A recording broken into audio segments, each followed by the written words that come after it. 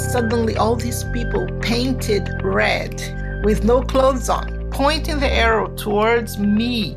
Then they grabbed Suzuki and go away with him. Then the other men came to me, they took my backpack, start taking my clothes off. I was so scared. They took everything, even my tennis shoes, my sock. No one ever touched me, but they disappeared with everything and with my husband. Welcome, everybody. This is Simon Gilbo with Inspired. Great to be back for another fantastic week. This week, some people's stories you can relate to a bit, some people you can't relate to at all. This is such a crazy story. I read a book about Marcia Suzuki a few years ago, written by or co-written with a dear friend, Jemima Wright, who's actually going to come on the podcast in the next month or two. And it's called A Way Beyond Death, a Brazilian couple's fight against fear, suffering, and infanticide. And it's a mind-blowing read, which we'll flag up, I'll put in the show notes. But if you're new to Inspired, it's all about meeting friends of mine from different walks of life, and it involves overcoming the sucker punches of life. It involves digging deep. It involves seeing Jesus do beautiful things that you couldn't possibly imagine. And so you're going to get that from Marcia. I'm really excited. Welcome, Marcia. Hi, Simon. Thank you very much for having me. Brilliant to have you. So you've said, it's not your first language, but I'm very confident you're going to be fine. Marcia's Brazilian. Yeah. I'm talking to her right now. She's in LA. So let's just kick off with your childhood. You were born in Rio. Was it a normal family life? Yes, I was born in a suburb in Rio. And yes, it was a normal life. I came from a middle-class family. My father was a lawyer. My mother stayed at home to take care of us. So then what was your journey to meeting Jesus? Well, I grew up in a family that was not religious. They were not church people, but they did believe in God. But since I was very, very young, I had that thirst for God in my heart. Mm-hmm. I really, I was so curious about everything that has to do with spiritual life. So when I was around 6, I went to a church. And when I heard, the teacher was at school, Sunday school. And when I heard the teacher, talking about Jesus, and Jesus would come back and, take us to heaven, or I don't remember exactly what it was, but I was so touched and I wanted to follow Jesus. So sometime later, I found out that some neighbors, they went to church every Sunday. So I went to them and I asked, can you take me and my sister to church with you? Then they said yes. They were so excited. They said yes. So that's how me and my sister, we started going to church, and we met Jesus at a very young age, and we were just so much in love with Jesus. And that's when I started. When I was around 9, I started reading books about missionaries, biographies about missionaries in Africa, in India, and God really started touching my heart, and all I wanted was to grow up so I could serve God and, go to the nations and share the gospel with people that didn't know him. When I was 14, I started writing to missionaries agencies to see if they would take me, but of course I was too young. So when I heard about YWAM, that they took young people for short trainings and would send them to the field. So I just finished high school and I did my DTS, the basic training. I joined YWAM when I was 17. Okay, so YWAM, just for people who don't know, Youth with a Mission, and a DTS, Discipleship Training School, which is their standard thing. So age 17, they already allowed you to do a DTS? Yes, usually the age was at 18, but because I had been asking them for 2 or 3 years at that time, they said, okay, so you can come. So when was it that the call to the Amazon Indians came? Yes, this was when I was doing my DTS, the Discipleship Training School. One of the teachers came to teach about living with God and faithfulness to God. And then at some point, he mentioned that he had been in a tribe studying the language. When I heard that, something really touched my heart. Tribe, Amazon, study the language. So I felt at that moment that this was something that I really would love to do. So you told your parents, and I think your dad was not very happy, eh? No, he wasn't, because he wasn't a Christian at that time, and my family, they valued education so much. And because I just finished my high school, and I wasn't going to college, that was really hard on them. So my father, he was so angry. He didn't talk to me for years. All right. So when you read in the Bible, Jesus saying, they will hate you, your mother and your father, unless you're willing to lay it all down. It was very costly for you. Yeah, it was. So they didn't forbid me to join the mission because of the way they raised me. They just couldn't do that. They always said that, I was going to take decisions. So they were right in that. So they couldn't say don't go, but they were not happy at all. So go on, what were the next steps? Well, so I took my DTS, and then God really touched my heart regarding the indigenous people. So I start praying about the Indians, trying to read everything I could find about indigenous people in the Amazon.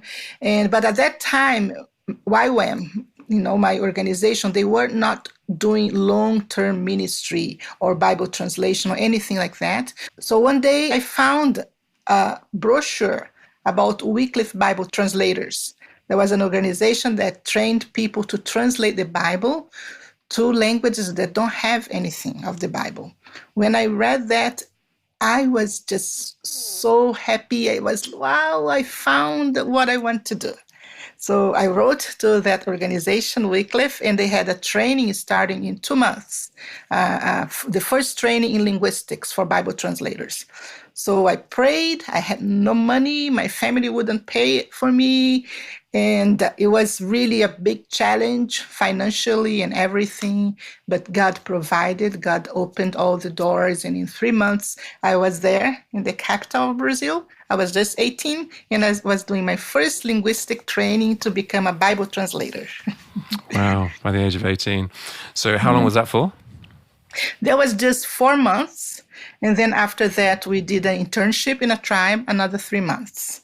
And yeah, that was my first contact with a tribe. It was it was kind of traumatizing because the tribe was so, they were struggling so much with, alcohol, and there was so much fight. And I saw people like, fighting and hitting and cutting each other in front of us. It was a very difficult experience, but God used it to strengthen me and to really confirm that this was what He had called me to do. That was the Maxakali, was it?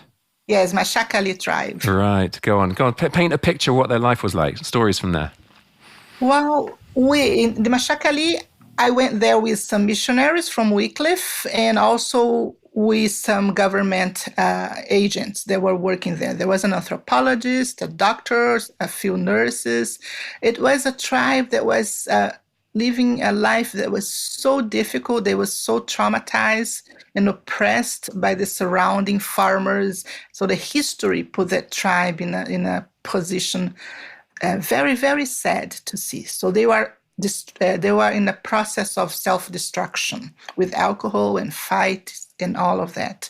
So it was very difficult to see. There were moments that they would be surrounding our house, all the men and women in the tribe, everyone drunk, and they're just bumping the doors and the windows trying to get into the house. So we were so afraid. We'd just be quiet. And, I prayed because the other people there were not Christian, but I was just praying, and that they wouldn't break into the house, And usually after hours, they would just go somewhere else.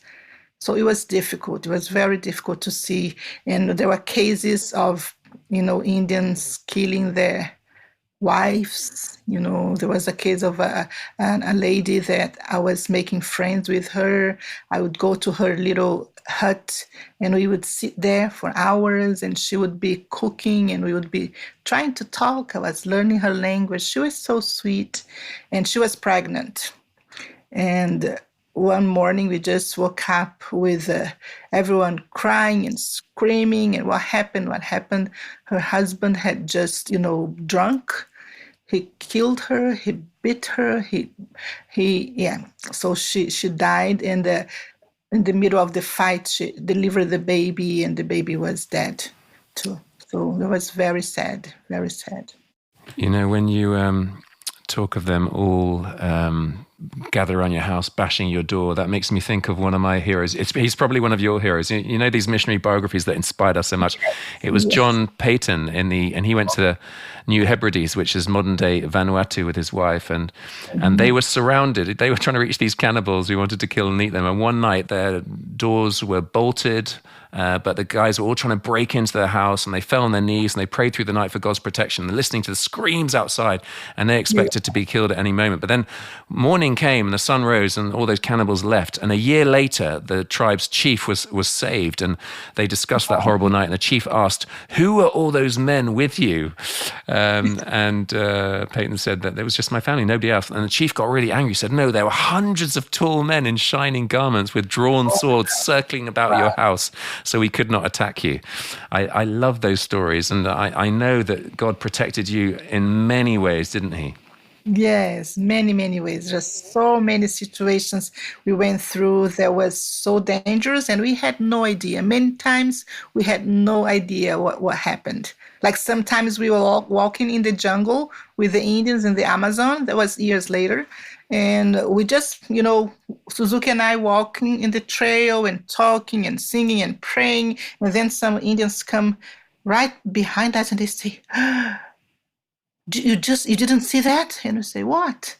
And he just saw a jaguar coming our direction. And we didn't see, we just kept walking and singing, Just didn't see the jaguar, and they were so scared. So I'm sure God protects us in ways, most times we don't even know where the danger is. And you were willing to live in the most basic conditions, weren't you? Yes, so most of the places we lived, there was no running water, no power. There was just, we had to walk days and days in the jungle, sometimes months by boat, and then days hiking the jungle. So there was not even, we couldn't even take our own food because, you can't carry food for months in your back, So Yeah. we just had to rely on what God would provide from the jungle and fishing or hunting or what the Indians would give us. So it's a very simple life. Yeah. And yet, did you receive a promise from God that He would always provide for you? Oh, yes. Yes. That was when I was still 18 in the first tribe that I struggled so much at that time just to have some money to pay for the groceries, and I was praying that God would provide. And because it took a few months for the money to come in, Mm-hmm. it was so hard on me because I had to depend on others, and I didn't have any money. And I prayed and cried and cried. And I would say, Lord, I know you are faithful. You called me. I know you can provide. Why you're not providing? And then he just wanted to teach me a lesson because in the right time he provided the money. And then he told me, you are my daughter. I called you. I'll take care of you. You never have to worry about money in your life anymore. And I was, wow, that's a big promise. And I can tell you, like 40 years later, that, God has been so faithful to provide, everything we need, sometimes with some adrenaline in the last moment, Yes. because I think He just wants to sharpen our faith and dependency on Him. But really, God has been so faithful for all these years. I'm glad you can testify to that. That's 1 Thessalonians 5:24. The one who calls you is faithful, and He Yes. will do it. Amen. So you moved from I'm going to get the pronunciation wrong, the Maxakali tribe. You moved to Belém on the edge of the Amazon to pioneer new work, and you helped on the first YWAM linguistics course. Tell us about that. Yes. So after my internship with the Wycliffe missionaries, I wanted to stay with Wycliffe because they were doing Bible translation, and that's what I wanted to do. But when I prayed, God was very clear to me that I was to go back to YWAM because He wanted me to train YWAMers to also work and serve in Bible translation. So I joined the team in Belém That's north of Brazil, west in the mouth of Amazonas River. And we were just a small team from YWAM renting a house there, struggling for for food, like praying every day that God would provide and would see so many miracles. Yeah, so before we started the training, when I joined the team, sometimes we would sit at the tables in the morning for breakfast, but there wasn't breakfast, okay? We just didn't have any food. But we would sit at the table anyway, read the Bible and pray and God would speak to us. And I remember that one of those days we were praying for bread. We didn't have money to buy bread, at that time. And we just praying, and God told us, I want you to pray for airplanes, because I need, I want to that YWAM would have airplanes to go and reach out to the tribes. So I want you to pray for boats and airplanes. And we were, Lord, we are just praying for bread. And then he said, no, I want you to have faith. So we prayed for airplanes, and then we also prayed for bread. And then, as soon someone knocked at the door, and someone from Wycliffe visiting us, and they brought so much food. And we had our breakfast, and we had food for so many days. We saw so many of those miracles. But the thing is that we were praying for airplanes, and we had no idea at that time. When I looked, years later, when I looked back to that day, really, God provided. YWAM in north of Brazil grew so much. We had, I helped pioneer several bases in different cities, and God did give us lots of boats and canoes and even an airplane. So he's faithful. Amen. Amen. Yeah. So you end up working with the Sateremawe tribe. Tell us about that. Yeah, Sateremawe was a tribe that the chief of the tribe, he had been waiting for missionaries for many, many years. He had an encounter with Jesus, but the tribe was also in a process of self-destruction and a lot of suicide. And he had been praying for over 7 years for missionaries. And he told me many years later that, he would sit every evening, by the riverbank, and he would pray. He even built, a hut for missionaries. And people would come and ask, "Wow, who are you building this house for?" And he said, "For people that God will send. God will send people here to teach us about his word." And the house got old. He built another one, and then it fell apart. He built another one. So finally, we heard about that tribe, and we went by boat with a team. It took us 7 days in a big boat, and then 2 days, I think, in a smaller boat. And then we finally got to that little tiny village in the middle of the jungle. Wow. Middle of the jungle, so far away. So we got there in the evening with our team. Our first meal was roasted monkey. And we had to learn everything, learn a new language, learn how to live in a house with no walls, just a thatched house with no walls, surrounded by jungle. We had to learn how to bathe in the river with a lot of people around. Yeah. And everything was new, but it was wonderful. So at that point, we had no idea they had been waiting for missionaries for so long, but they were so open to us, and they received us with open arms. They taught us the language. They would give us the best of the food. And soon, the entire tribe all gave their life to Jesus. And we were so amazed, but God had been prepared them for many years through their leader, through the chief of the tribe, to receive his word. So that's why things were so fast there. So that was Cadete, is that right? Cadete, yes, and Cadete. And then, so it wasn't as straightforward in other tribes. Was that like God's grace giving you a relatively easier entrance? Yes, I think so. I think it was very important for us and for YWAM in general.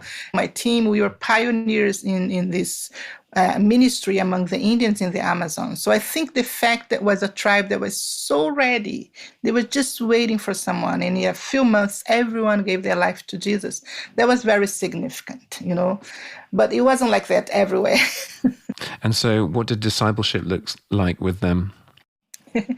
Well, it was mostly just, I think the largest part of discipleship is just living the daily life with them.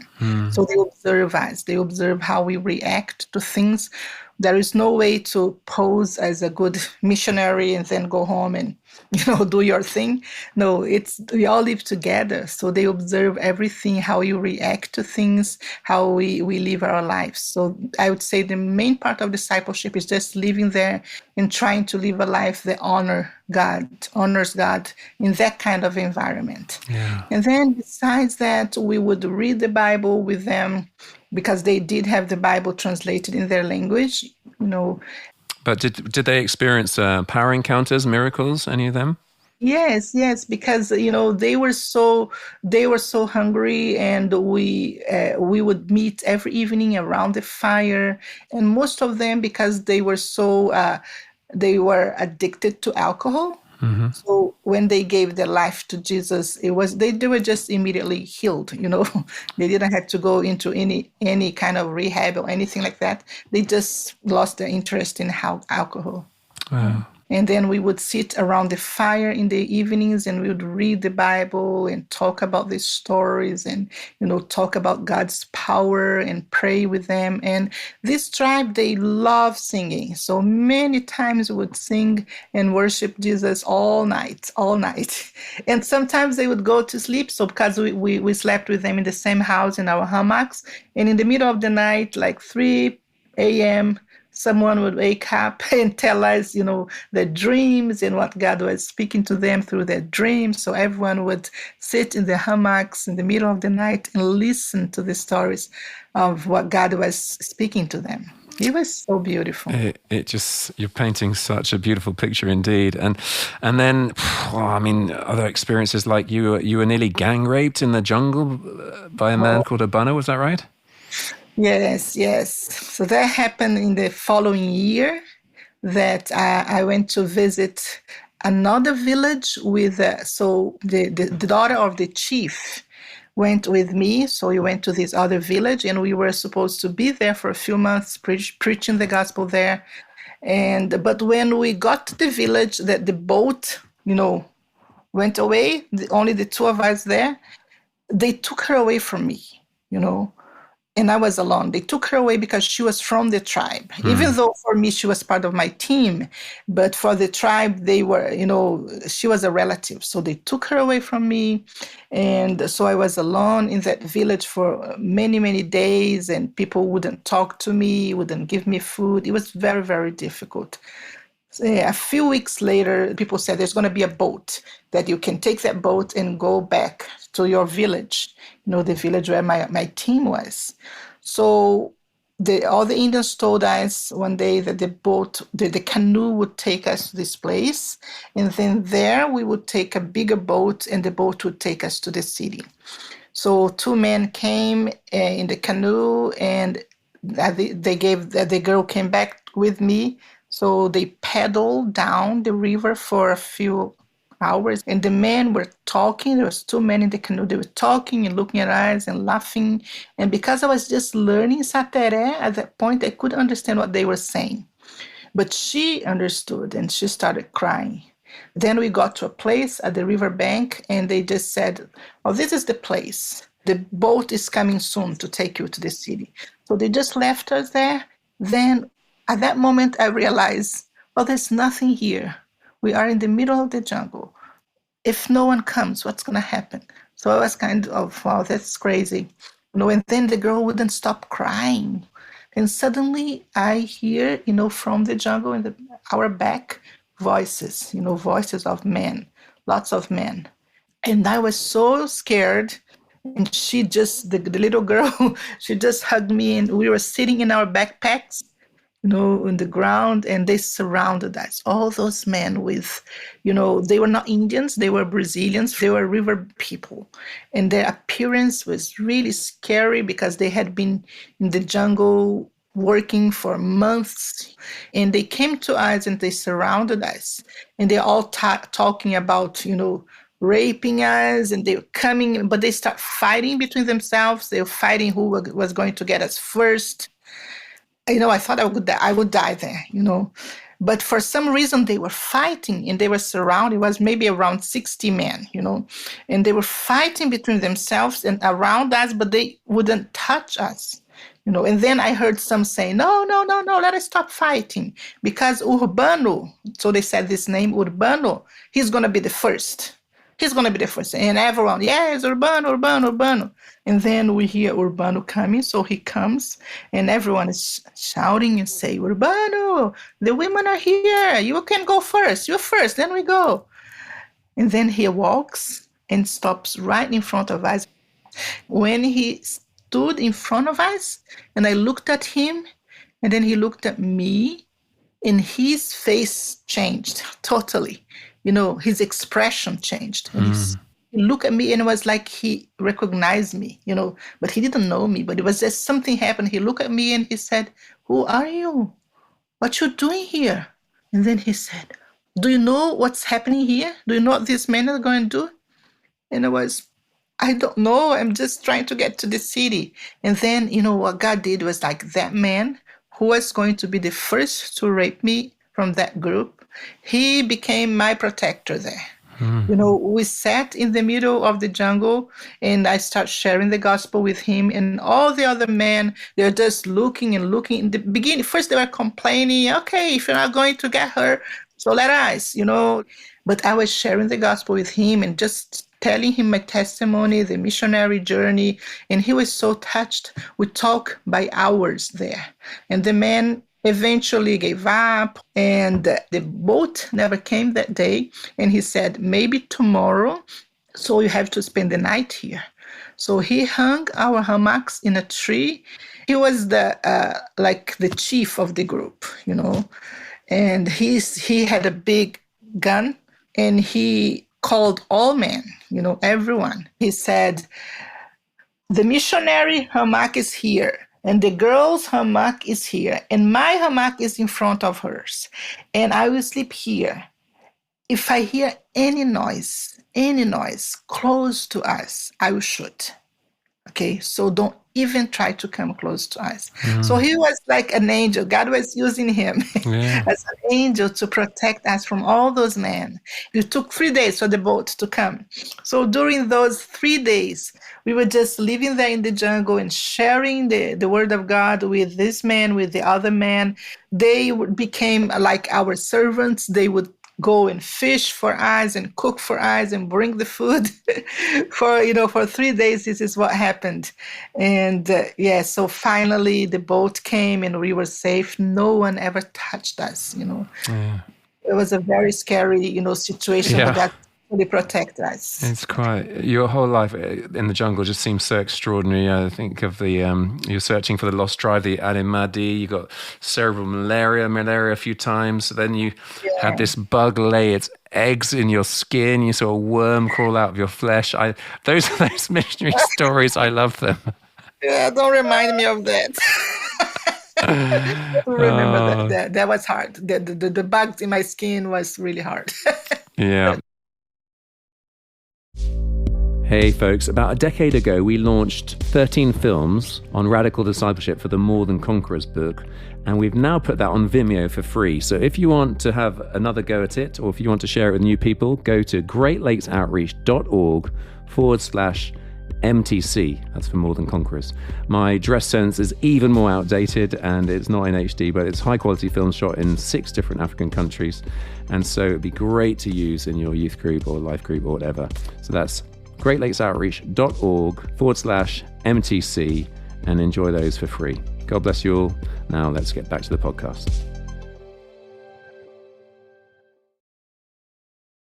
You ended up marrying a Japanese guy, yeah? Edson? Yes, And so he's a Brazilian Japanese. I met him in the YWAM base in south of Brazil, and he joined our team, yeah, many years later. And hadn't you told your mum as a child that you were going to marry a Japanese man when you grew up? Yes, there are not many Japanese in Rio, but somehow, for some reason, I always liked Japanese, and I thought I would marry one. Crazy, isn't it? So Yeah. you end up, well, you studied linguistics further in Australia. You came back. You ended up working with the Suruwaha tribe. Yes. Go on, tell us So about that. that's the tribe. The Suruaha is the tribe my husband was already working with. So he had been there for a few years. And I never really wanted to go there because this was a very isolated tribe. Everyone was very afraid of them. Even the other tribes around, they would never go to the area. But Suzuki was working there with a team of YWAMers, and we, start a relationship. I had just came back from Australia when I was studying linguistics. So Suzuki said, "Well, you have to join me at the Suruaha tribe." And I said, "Yes, yes, I'll do that. We will serve together wherever God sends us." So we start getting prepared, and I thought I was very well prepared because I had done so many training in linguistics, anthropology, and missiology, and I had also years of experience with some other tribes. So I thought I was prepared to go to the Suruaha. And so we took a boat. There were so many problems with the boat. It took over a month for us to get to the area close to the village. Wow. Yeah. And then from there, we had to walk in the jungle for days. But I was walking the jungle, just carrying my backpack. There were so many bugs there. So I had long pants and long sleeves and a scarf around my neck. I was all protected because of the bugs. And carry my backpack, and Suzuki would walk in front of me. I would just follow him. And finally, we got to a place where we start seeing signs that the Indians were around. We would see rests of fruits, that they had been eating. And then my heart was so, I really wanted to meet those people because I felt like I was all that God gave me so far was to prepare me for this. Really going to an isolated tribe and live there for years. We plan to be there for the rest of our lives. Just hidden in the jungle. So my heart was so excited to see them. And then Suzuki, he heard them calling in the jungle. They do a kind of they go like, ooh. Ooh, so Suzuki heard it and he said, "Oh, the Indians are here." So Suzuki would respond and they would go again, "Ooh, ooh." So my heart was just, I'm going to see them finally. Yeah. And then finally, just in a moment, I realized we were surrounded by them in the jungle. The jungle is thick, green and you don't even see the sky because it's so thick jungle. And then suddenly all these people painted red, bright red with no clothes on. Well, they do have clothes, but it's very small. Okay. You almost don't see it. So they all looked naked, all painted red, strong men, lots of men holding the arrow, and pointing the arrow towards me. And they recognized Suzuki, but they didn't know who I was. So they were all pointing. They came really close, and the tip of the arrow almost touched my face. All these men, And then Suzuki suddenly started talking Suruaha, and they were talking to him, and they were screaming. They were all talking. I couldn't understand what was happening, because they coming so close, and they talking, and then they grab Suzuki and go away with him. They take him away. And then I am alone there. And then the other men came to me. They took my backpack. I had food, a little bit of food, things that I was carrying, and they took it. They ate it. They just got away with everything and disappeared with my backpack. And then the other men came to me and they start taking my clothes off. I was so scared. They took everything. They took even my tennis shoes, my sock, everything. I was just sitting there. I crouched in the jungle, in the jungle floor, and they all disappeared. No one ever touched me, but they disappeared with everything and with my husband. So I was so scared, and I was just crying. And I said, Lord, what's going to happen? I didn't know where to go. And then one woman came to me. It was the first woman I saw from the tribe. Her name is Shibukwa. She was so sweet, and she came and she touched my face and my hair, and she was wearing two little like fringes. That's what the women wear. Very, very little, but she had two. So she gave me one. So I wasn't naked anymore. She held my hand and she was talking to me in Suruaha, really sweet. I could hear that she was so sweet and she was trying to comfort me. And she took me to the village. And then in the village, when I got there and I saw this huge, building, a thatched, round house where all the Indians lived together in one house. Then I was so amazed, with the beauty of the place. And all the Indians were there, like 150 people live in the same house. And they made us dance and eat bananas.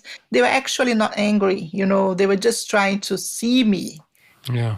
That's why they took my clothes off, Yeah. because they never see people with they never saw people covered like I was, and they wanted to see my body because they thought maybe she has a disease or something. They're very afraid of diseases. So they saw I was normal, I was healthy, so they were happy with me. And then finally I found Suzuki, and yeah. So that's how we started our life with the Suruaha. It's mind-blowing. It's so hard for us to begin to imagine.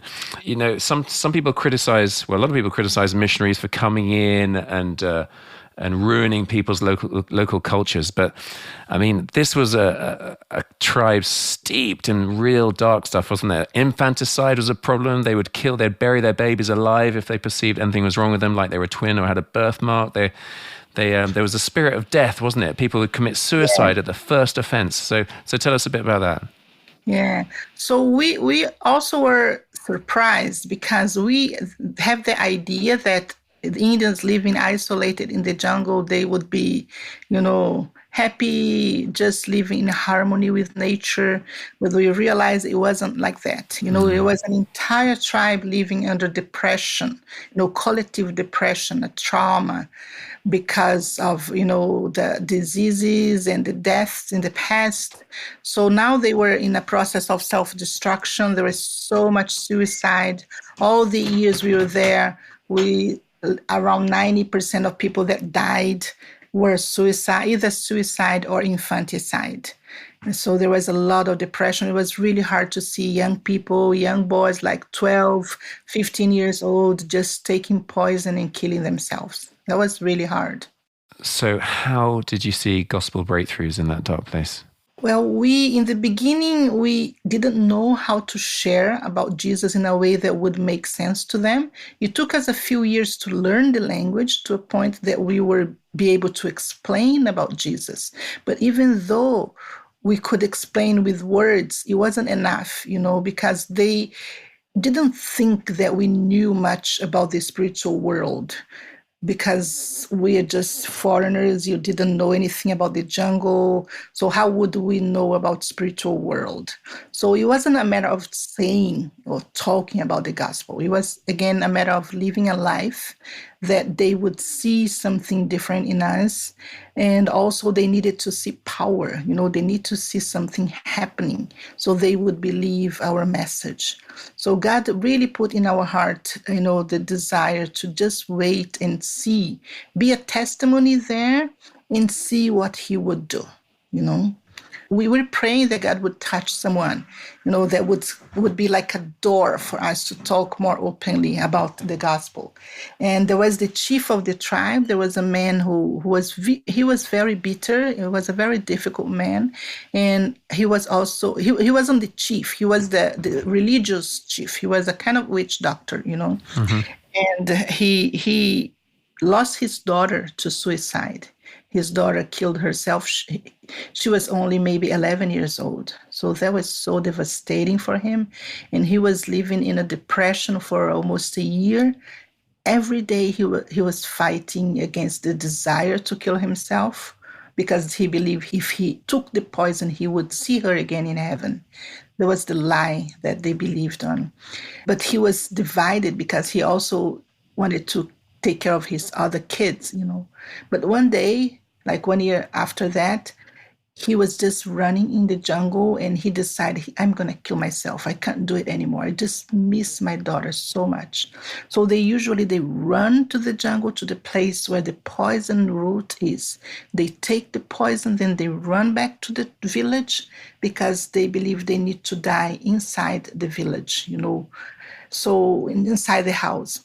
And he was running there. And when he got to the place before the tree, he saw a man standing, you know, and the man just talked to him and spoke to him and said, don't kill yourself. Don't go see your daughter. Don't follow her. Stay in this earth. And the man just said it to him. And at that moment, he felt so much peace, and all the bitterness and the anger just totally disappeared. And he walked back to the village, you know, and then he met us. We don't know how much time passed from the experience to the day he met us. And then he asked, because had mentioned about Jesus, but he asked, have you ever seen Jesus? And I said, no, I never saw Jesus. And I didn't know what to say, so I just said, have you? And then he said, yes, I have. And then he told Suzuki and me his experience. He said, I saw Jesus. He was standing right in front of the poison. And he told me not to kill myself. Wow. And then we were, wow, but how do you know it was Jesus? And then he said, I know, because of his eyes were shining and his voice was so sweet and so powerful that took all the anger away from me. And I know it wasn't any of these spirits, you know. It had to be the one you've been talking about. You know? And then we were still in shock, Suzuki and I. And then Suzuki asked, but how did he look like? What was he wearing? And then he said, well, he was just painted red, wearing the same thing that we wear. And, you know, he was strong and his hair, he was just like a suruaha. He looked just like us. He was one of us. So for the first time, we were, you know, confronted with this idea of Jesus suruaha. That's how Jesus revealed himself to him. Yeah. And he had a beautiful encounter, and his life totally changed from that day on. You know. And he was the spiritual authority, so others followed. Yes, exactly. Because now he was saying that he saw Jesus and he would pray with people. He would go to the jungle and he would worship Jesus for hours. And when people took poison, he would go there and, you know, hold the person for hours praying and praying and praying. And some people would, you know, they were already in coma, irresponsive. And then after he prayed, they would come back, you know. And then people start seeing miracles. Amazing. Yeah. Tell us about Hakani and her story. Well, Hakani she was born to a family that was very dear to us. They had 5 kids. 3 of the boys were healthy, but one of the boys showed that some, you know, developmental problems, and he didn't learn how to walk and talk. So the tribe was very afraid. They think when a child is not responding like other children, it's not developing, they think it's an evil spirit. It's not a child. So they're very afraid of the boy, and they wanted the parents to kill him. But they loved him so much, they never killed him. Then they got pregnant again, and they had the girl that was Hakani. She looked so beautiful when she was born, but then she had the same problems. She wasn't developing. She didn't learn how to walk or talk. So the parents were under a lot of pressure from the tribe to kill these 2 children. And they couldn't bring themselves to do that because they love them so much.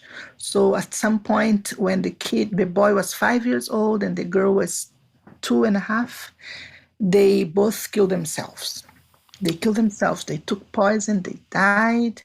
The tribe was crying, and they left 5 children, orphans. So after they buried the parents, the older boy, he heard from others that he had to kill the children. He had to do the job that his parents hadn't done. So he hit them in the head. They both faint. He dig a hole behind, around the village, the house, and he was burying them alive, actually. They were still alive, and he was burying them.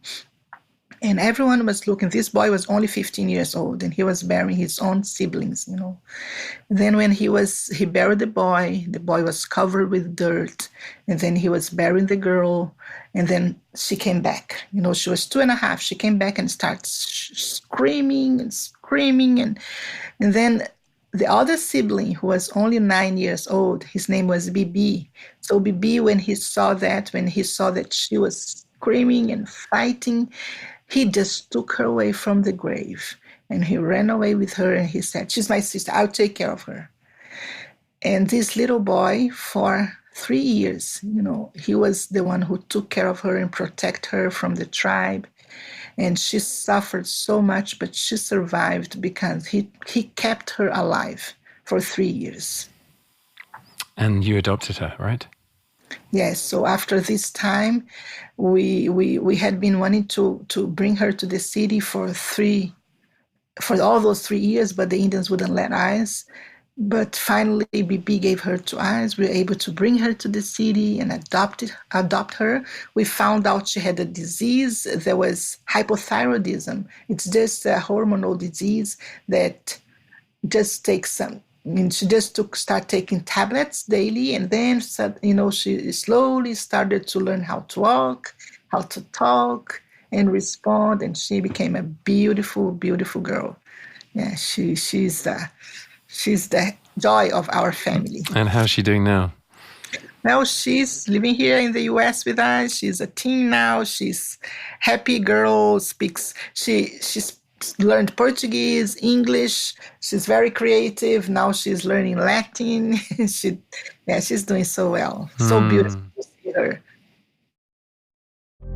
Hi guys, this is such a powerful podcast, and it's a sort of one that I know you're going to want to forward to people. So if you want to do that, then go to greatlakesoutreach.org/WhatsApp. Sign up there, and it's just an easy way to get it out, and you get 1 ping a week. That's all it is. greatlakesoutreach.org/WhatsApp to sign up to get these once a week to your phone, just 1 ping. All right, let's get back to the podcast. Right. Well, we're running out of time, but you moved back to you moved to Brasilia. You wanted to change the law in Brazil to stop infanticide, and I know this is difficult because you ended up having to flee Brazil, and you can't go back there at the moment. It's very sensitive. So, just share as much as you can about that, if you will. So after we saved Hakani and adopted her, other Indians started seeing that she was healed. We brought her to the city, she took a medicine, and then she was good. So then when they saw her, we took her back to the tribe, and they saw her that she was beautiful and walking and talking. Some Indians from that tribe, they start to wonder, maybe if we don't kill our children and send them to the city, the doctors can help them, and then we don't have to kill children. So because of that, some Indians from that tribe, they had kids with disability, and they asked us to bring them to the city for help, And then somehow the story got to the TV, and we are interviewed in the TV, and then many people in the country, they heard about what we are doing, that we are helping save lives of children that would have been killed without the help. And then that word spread. And suddenly we had Indians coming from many tribes building and bringing children with disabilities or twins, because twins they also thought were evil spirits, or just children born to single mothers. So we realized the infanticide was happening in many tribes in Brazil. And the government wasn't doing anything to stop it or to prevent it. So that way, a lot of people got aware of the situation, and we decided to fight to change the law, to make a crime, because it was a crime in Brazil to kill a child, of course, but the law didn't apply for indigenous people. So we had to fight for years, for the law to be approved in the Congress, and the situation changed. So now the government, they have to do something to prevent or to help, so the parents are not forced to kill their children. So in the end, you literally were used by God to change the law to stop infanticide in Brazil. Is that right? Yes, that's what God did. We never thought that this would happen. It all happened through small steps of obedience, but God used our team. He used actually Hakani's life, my daughter's life, to challenge the whole system in Brazil and change the way the judges and even the law treated indigenous people. That's so beautiful, because I'm guessing that's, over the years, that's thousands of lives literally that have been saved through the enacting of that law. So God bless you for that, seriously. And you were misrepresented, and lies and rumors and slander, and you were threatened. Yes. The government was very much against what we are doing, because it was exposing, the failure in taking care of the indigenous people. And there was also a lot of corruption involved. And because we end up, having a lot of visibility, we went to the UN, we were on TV a lot of times. So some people in the government were really mad, and they start persecuting us and lying about us and doing legal actions against us. So every Indian that came to our, to our house for help, the government would technically consider kidnap. They didn't want us to help them, So it got to the point that it was so much persecution, we were so much in danger that we had to leave Brazil and come to the US. So today we got asylum, political asylum from the government here. All right. So you moved to the US, you've started working on Uniscript, which is a scientific methodology that can be applied to any language to generate alphabets. Go on, tell us about that. That's amazing.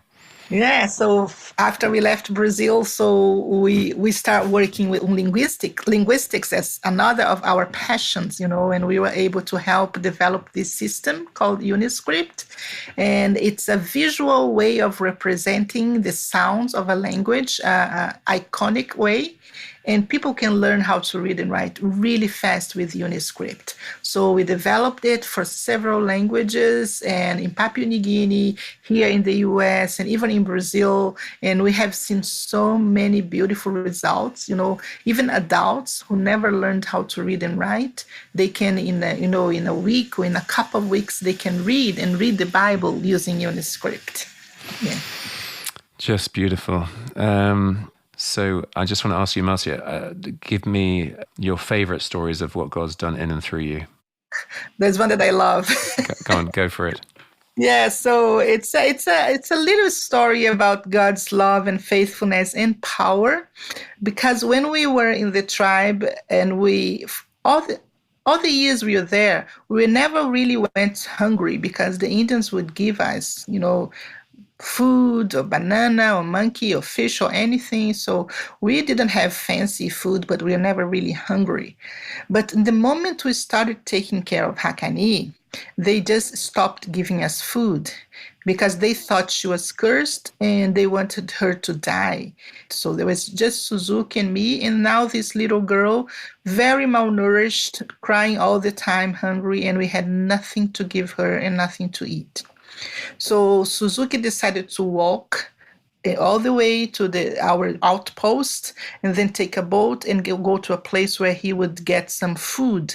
And I would stay alone. I have to wait for days. I don't know how many days waiting for him to come back with some food. And we were hungry at that moment, We went, to sleep hungry. In the morning, we woke up and I hear a noise of an airplane, flying over the village, over, the tribe. And the Indians were so afraid because they are afraid, they don't know what it is. So they thought it was an enemy or something. So they all ran to the jungle. They all screaming and so afraid. And I was looking at that airplane and I was concerned too. I didn't know what they wanted, And then they started dropping something from the airplane, some little things. Then the Indians were even more scared. They would run away and scream. And I decided to go out to the plantation so they would see, the pilot would see there was someone from outside there. In the case he was doing, planning to do something, he would at least know there was someone from outside there. So I went out and I went to the clearing and I, signaled to them because he was flying really low. And then he saw me. When he saw me, he went, did another, turn and then dropped something bigger. So then went away. So after, some time, the Indians came back and they asked me, what is this? So they brought the little things that he was dropping. And the little things were little plastic bags with an invitation to go to church. And I thought, that is so silly, who would be inviting these, isolated Indians to go to a church, But anyway, then I asked, what about the big things that they threw? So they were afraid, but some of the boys, they went and then they brought it to me. And it was like 5 big, huge bars of chocolate. Wow. Chocolate. And then they were, what is that? And I go, I don't know. And then the Indians were so afraid. And then I started, eating the chocolate for 5 days. That's what took to Suzuki to come back. So I had chocolate, hot chocolate, because I would boil water, and I was giving it to her, and then it would calm her down. And when Suzuki came back, I received him with chocolate. And said, "Oh, on earth you got chocolate here." So when we got back to the city, we had the flyers with the church, address. So Suzuki called the pastor, and the pastor told what happened. He said, "Well, I was taking those, invitations to a village of riverbank people, and then he got lost and ended up in a place that he saw this huge, hut with isolated Indians. They didn't know there was a tribe there. So he was just flying around and praying for them. And then he saw me. When he saw me, he threw the little bags. But then when he saw me, he thought, wow, there must be a missionary. Who else would be in this place? So he had some chocolate, and he said, I'm going to send it, drop it for her." Wow. So that was, I love this, because it's just a little thing, but it shows that God is so powerful to make chocolate drop from heaven when you're hungry. This guy, so this is my favorite story of God's faithfulness and care for us. Wonderful. And he has always provided for you. He's kept his word to you. Yes, he always provided. Yeah, he's so faithful. Wonderful, Marcia. Marcia, listen, Jemima, who co-wrote the book with you, which we'll put again in the blurb, the book is called A Way Beyond Death, A Brazilian Couple's Fight Against Fear, Suffering and Infanticide. And Jemima said that of you, she said, you're the person she's ever met that is the most like Jesus, which is incredibly beautiful thing to say.